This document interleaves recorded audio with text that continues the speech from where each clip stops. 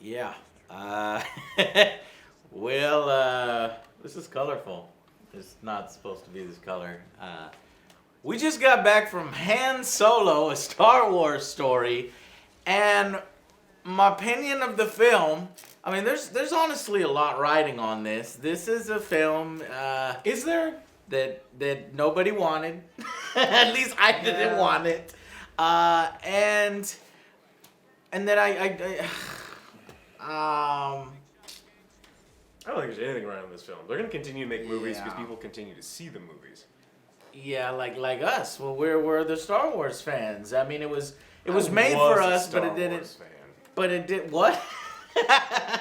All right. So there's more movies in the the universe that you don't like compared to ones that you do like. I don't know if you can call yourself a big. So Star Trek's pretty sweet. You want to watch it? Well, I hear that they're doing some great stuff, some more interesting stuff, and okay, let's get down to the brass tacks here. So for me, I was going to watch this film and kind of see the direction of the Kathleen Kennedy Star Wars films. Because we know we're going to get a fuck ton of them, right? And as going forward, and I was going to use this as a barometer, and maybe next week we can make the state of Star Wars and talk about the previous films, where it's going, what things are wrong with it. But for this review, let's talk about the film. We'll do non-spoilers up here, so don't worry about that. And then we'll do a spoiler-filled section afterwards.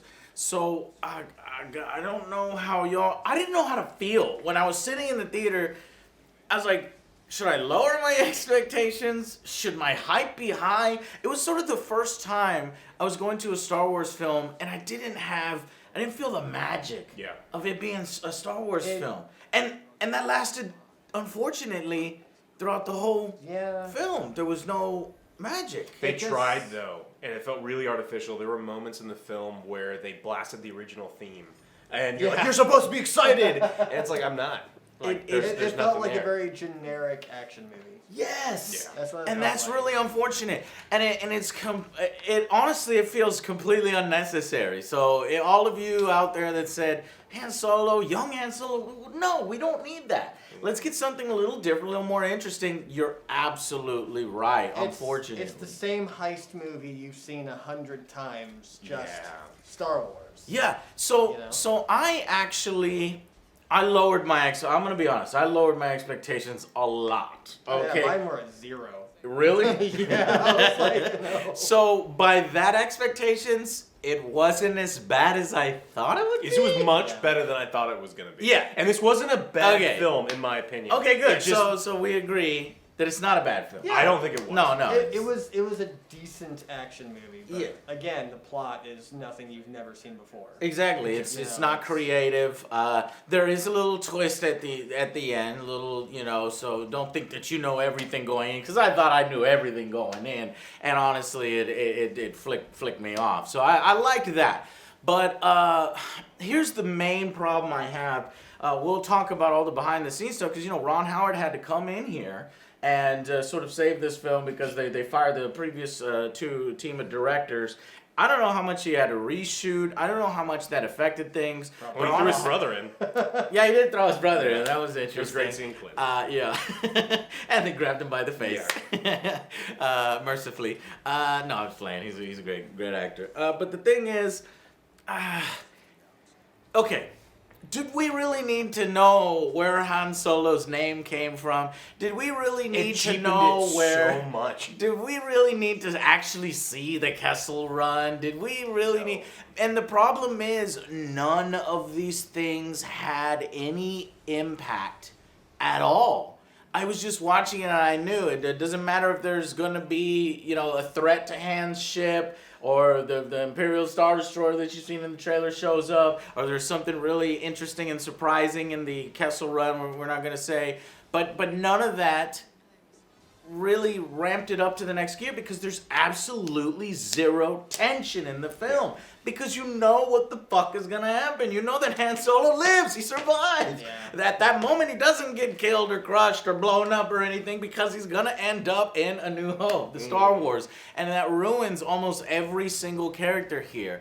And my fix for that, and I think what actually makes this film better, is if they would have had the balls to be like, you know what? All they have to do is say that this isn't Han Solo. They could make this, one of the expanded universe's characters, or a brand new character actually, because of the way the time period this is set in, right? And you could still have Lando in it. Have this guy be a different smuggler. Have this guy be a different sort of plucky hero. I will give the film this: it has the lightest tone so far of the Star Wars films. But is that what I was really expecting from a Han Solo film? Not really. And so, what's this actor's name that plays Han? I don't know, but he goes through the whole film smiling, and trying to turn on the charm, and it doesn't work. I never buy him as Harrison Ford's character Han Solo. Harrison Ford had a natural charm to him. Yeah. This guy felt very forced. Like you could tell that. Well, Harrison Ford likes to improv a lot. And you could tell. He made that character him. Yeah. You know?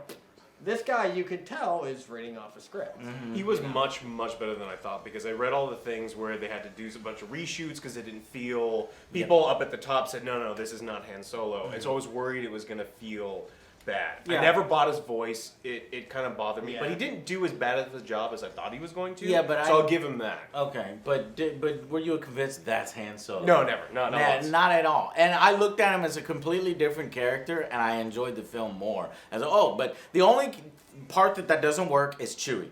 If you just take Chewie out, then everything else works. But I love Chewie. Everybody loves Chewie, but he's not really that big of a deal in the Star Wars universe. He's not going to sell tickets. So here's what I'm thinking, is that why the hell did they do the Han Solo film? Because of the name recognition? Probably. But if you're not using Harrison Ford, and you know that rubs people the wrong way, and it wasn't the film that the fans were asking for, you could have just said, all right, screw it. Let's take a creative leap of faith and create something new and different and get an actual big name actor that will put butts in the seats. That Disney would because they just want to make money, clearly. So basically what I'm saying is, in this movie they went in the wrong direction. They basically took something that's completely unnecessary, that's by the numbers, cranked it out, safest director possible, Ron Howard, and this film just goes... It's entertaining enough, popcorn flick, but it never ramps it up, never reaches anything. What's funny is, I noticed all the previews before the movie were all action films, and I was like, I know exactly where they're going to go with this now. Because they're all marketing action films. So we heard the news that Boba Fett is now green-lit, and we're going to get a film with Boba Fett, and I was like, okay, but see, I wanted that. I was like, Han Solo, no, I want a Boba Fett, or Kenobi. That's the film I think everybody wants with Ewan. But the thing is, The Old Republic. Yes, that is actually the one that I want the most. That's that creative leap. I want to see the great hyperspace. But they won't do what we want. They won't do what the Star Wars fans want, and they won't push the envelope. Instead, you can feel this movie is just made by tired old fart suits that think that just because it says Han on it that it's going to sell tickets, but it's not. Really safe. I looked at and they played it super safe on Rotten Tomatoes.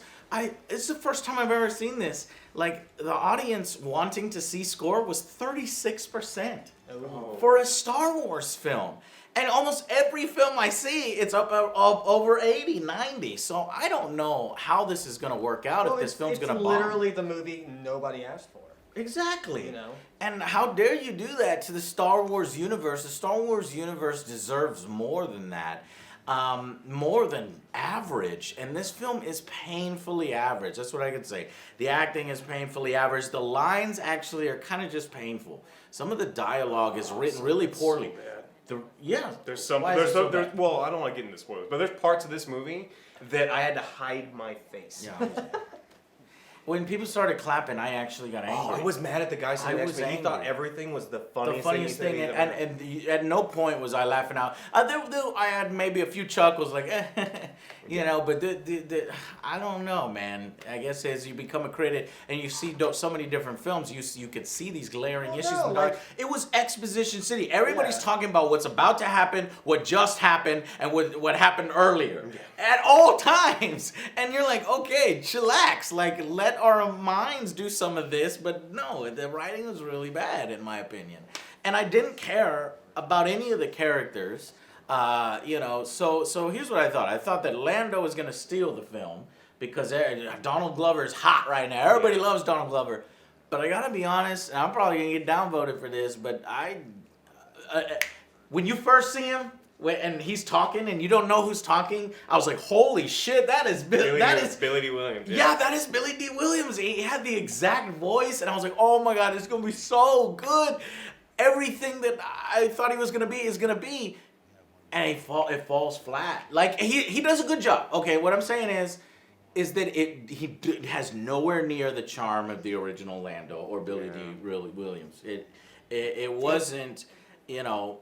I believed him as a character. Like, you see him, you hear him talk, and you're like, this is the charming Lando. So he does a good job. But the writing kind of just took it away. Like, you listen to the things he said, and it's like, this is not charming. This is like cringe-worthy. Stuff that he wouldn't really say. Exactly. And they kind of made him not a bad. I wanted him to be a little more badass because honestly, in my opinion, Lando is on the level of Han. Yeah. Just in a different way, and they didn't really do that. He's an equal gunfighter. Exactly, and they didn't show like They didn't show much. Yeah, there's a little bit, but there's a little bit. So, and you also have a side plot with oppression of robotics, the robot. That was like bots. real brief. I wonder if that was something that was in the original, and Ron Howard had to just kind of like make it make sense when what he did, or if that's something that he put in. But it was in there for like a minute. It felt forced, and the jokes they tried to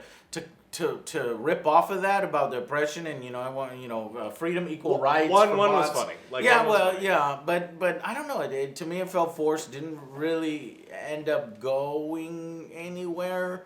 Didn't really add much to the film. They kind of just ignored it and moved on. It went literally nowhere. Yeah. And so my biggest problem is they do the Kessel Run, which is supposed to be the set piece in the middle of the film. And it's just CGI, and it could have been better. They could have still done CGI and had stakes, but there's zero stakes. You know every single beat of what's going to happen, and by the end they're going to be like, I did it in 12 parsecs. Well, even then, it's okay. The Kessel Run is like this huge thing about Han, right?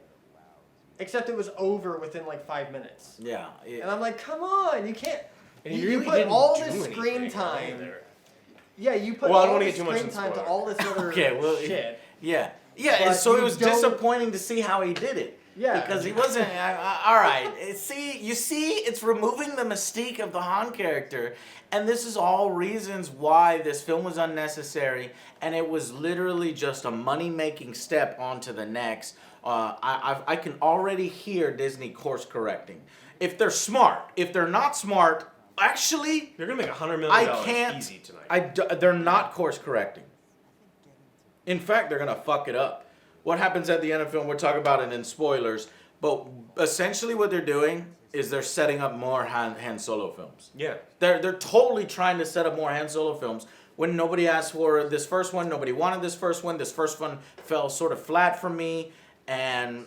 No, thank you. Some of the things they present in there are actually interesting, but why not start off with some of those things to make this one interesting? The only thing I would be happy with is if they segued this into an Obi-Wan movie. Right. Because they could. Yeah, I would be super happy with Instead of another Han movie, it goes straight into the Obi-Wan Yeah, movie. but I think we're going into the Boba Fett. Unless they're keeping a Kenobi movie secret, for a little bit, and then announcing it. I'm hoping that too. Because that's what everybody... Okay, I'll be all right with this as a stepping stone. That no one wanted, but you're saying nothing about the film that pretty much everybody wants. Yeah. And Ewan McGregor showed up to the Han Solo premiere, but I guess they could have just invited him because he is a Star Wars alumni. It doesn't really mean anything. But look, see, we're talking about everything but the film because unfortunately, this thing is forgettable, uninspired, predictable. The characters, the lines are bad, dialogue bad, predictable. But why we think it's still average is the visuals are great. What I really let's talk about good things about the film now, right? Because I think we've hammered it enough. So good things of the film. Practical effects up the ass. Really interesting characters. They start off on Corellia, and but they're making Imperial stuff there, and they're like. There's an underground thief. It's a crime syndicate. Oh yeah. Crime syndicate. The leader of that crime syndicate is a creative-looking, creature, and they have tons of creatures, and tons of them are practical effects. And so I really enjoyed the practical effects. The pacing was great. It kept going to the next thing. Now it never rises to the level, except for one moment where he's actually, in order to escape the Empire, he has to join the Empire. Is kind of what they say, right? Because Han went through the Imperial Academy. But you know what sucks is I wanted to see him as a pilot, and him get flunked out of there, or really getting under the skin of getting court-martialed. Even in his trailer, he says, "Oh yeah, they kicked me out of the academy for having a brain." It's like, well, why didn't you show that? Yeah. And that would have been somewhat interesting. Yeah, that would have been interesting. Because the thing about this movie is, it has it does shed a lot of backstory on him. Some of the things I really appreciate, because there were things that I really wanted to know, which they did explain. And then there's other stuff that I really didn't care about, that they're all like, "Here you go." Yeah, well, why did you do that? That's not what we wanted. Now I will say, so you don't see any of the Academy stuff, but instead you see him as a grunt, a foot soldier. And although I really liked that scene, because that shit was hardcore war, and you get to see the Empire fucking going out and subjugating planets, and him sort of being a part of that. And I thought visually and concept, it was really awesome. One of the cool parts of the film. And also Han going out and doing the heists. So the heists were set up real nice, visually appealing. You've got trains and train troopers and what the fuck are those things? Well, it's basically like probes. It's an old Western train heist, just in Star Wars. Yeah. So for formulas that Hollywood knows works, we're just putting that sci-fi spin on it. But that's why I liked it, and that's why it rises up to the average level, because I love sci-fi so much, and I love laser bolts and the clothing and the designs and the universe and the ships, and I got all that stuff right. You got to really give it to the design, the production team in this film, the costume people, makeup effects, practical effects, all fantastic. It felt Star Wars to me. I legitimately thought that they were in the Star Wars universe. Yeah. I hated the music. The music, you didn't like it. Yeah, the cheap things like taking over the other music. They take the themes written by John Williams, and they try to plug it in every now and then, and all of his music was. But that had to happen. Well, I know that's gonna happen, but it wasn't done well. And then the guy who was actually in charge of the music, I think I don't remember his name, something Powell. The themes didn't make sense, and I sat there for the first couple minutes like, this doesn't feel like a Star Wars movie at all, and they're just constantly playing music. Yeah, it plays all the time, and it just really goes to show you how much you appreciate John Williams, dude. Like there's no memorable score here. The only memorable score is when they play John Williams. No, what it felt like to me was pretty cheap. It felt like when they striked up that score, it was like them putting this giant billboard telling the audience to clap. Yeah. That's they did. The guy next to me just wouldn't stop. They ate it up. At least some of the people were. And I was like, oh, God. He did have like 7 beers, though. Oh, that's stupid. Okay, got you. That's probably what did it. Yeah. The film is way better if you do have some beers. I'll tell you that much. It got better. Because it's a wild popcorn ride kind of thing. No, I'm taking that back. It's not a wild popcorn ride. It's a popcorn ride. Yeah, that's my best summary of Han. It's not wild. It's just a popcorn ride. Yeah, no, it's a decent action movie. Decent action movie, yeah. So there's a lot that we really want to dive into, but we can't really do that. So let's go ahead and wrap it up. Maybe give a pro and con or whatever, or wrap it up with a summary and give a final verdict, and then we'll move on to the spoilers where we can get into the nitty gritty. And I'm excited about that. So we'll start with Angerbeard. What are you feeling? Well, it was enjoyable to watch. Mm-hmm. I didn't leave with a bad feeling. Yeah, I'll give it that. And it had that good, good feeling. I seriously went in thinking the movie was going to be horrible. Mm-hmm. And it surprised me. And so I will give credit where credit's due, and it actually did entertain me. not all that well. But it did. But you told me you went in with real low expectations, zero expectations. I thought it was going to be a complete. So steamer. really, they could have thrown anything on that. Well, yeah, there's a big margin for error there. Okay. But But it was entertaining. Oh yeah. No, it definitely was not the worst I've ever seen. It wasn't the best, but it wasn't the worst. So I'm kind of in the middle road. On What would you give it out of 10? It was on our rating. Remember my rating system? I know. 10 is legendary. This is stuff that it's on par with the original Star Wars films. 1 would be this shit is garbage. It doesn't earn the right to exist. And 5 is an average film. I would say it's a little bit above average because like you said, the effects were great. It was great to look at. It was really pretty to look at. Mm-hmm. And that's pretty important for action films, I think. Oh yeah. So I would probably give it about a 6. Okay. What are you thinking, Alex? I'm thinking a 5. So I agree with almost everything that Beard said. This was it's a good film. Like there were some things that was enjoyable about it. It gets the -1 for the difficulty. Like you have this outstanding franchise that's a softball, right? It's true. You can self-reference. You can do Easter eggs entire time, which they did poorly, constantly, and they could have done so many things just to make people curmudgeons like us that love Star Wars happy, and they did none of it. Instead, they cheapened things that I didn't know that they could cheapen for me. It's like, wait a minute, that's the origin of that? Why? Just don't tell me. So it gets the -1 for that, and so I think this is just a 5. Okay. I know Beard is a huge fan of sci-fi, and so he slants towards sci-fi. I'm the same way. And that's why I'm also going to go with a 6 out of 10. I think it's slightly above average, but I think over time I'm probably going to sour on this film, honestly, because there was no, normally when I'm watching a Star Wars film, I go through, what's happening next? And, oh man, I'm expanding, every single frame is expanding the lore.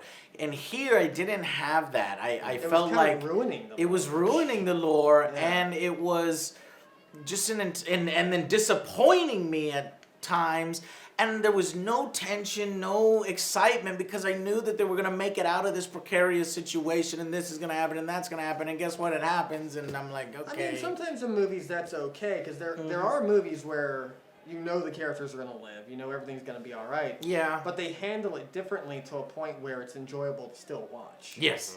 And this one kind of wasn't handled in that same way. 6 out of 10. No, you know what? I can't. I actually have to go with 5 because I know once I sleep on this, it will go to 5. Because normally I come out super excited for films, and for me to come out so flat on this, I'm gonna give it a 5. Average film. On my scale, 5 is average, not 7. As in other websites and stuff. 5. It's an average film. You're not gonna run out of the theater. Yeah, Star Wars is back in a big way, and you're not gonna come out of the film like that was the worst thing I've ever seen. It didn't entertain me. No, it will entertain you, but it's just it never kicks it into high gear or medium gear. Mm-hmm. It never punches it, and it never. It doesn't rise to the level that Star Wars is clearly capable of. So. That's our final verdicts, guys. Wow. I thought it was gonna be a 2. I was. Yeah, but is that something to brag about and be happy about? It was better than I thought it was gonna be. Okay, it's a 5. Okay, I didn't hate myself. So that's a huge victory for me. So you just got double plus, something out of Alex. And I hate stuff. Yeah. And this movie was just meh. Meh. And there's nothing wrong with meh because there's a lot lower than meh. That's true. But I feel that it's Star Wars' first big misstep. Okay, I was looking at this one to be like, are we gonna stumble here? First? And Disney stuff. Yes. No, actually, you're right. The Last Jedi is actually I've soured so much after watching it more and more and more. So the second big misstep, in my opinion. We'll go to the spoilers section now. Thank you guys so much for watching. It's Star Wars. We talk at length about it. So if you don't want to see that, thank you for watching. And if you do, stick around, and we'll see you guys on the next Angry Joe Show. Bye, guys.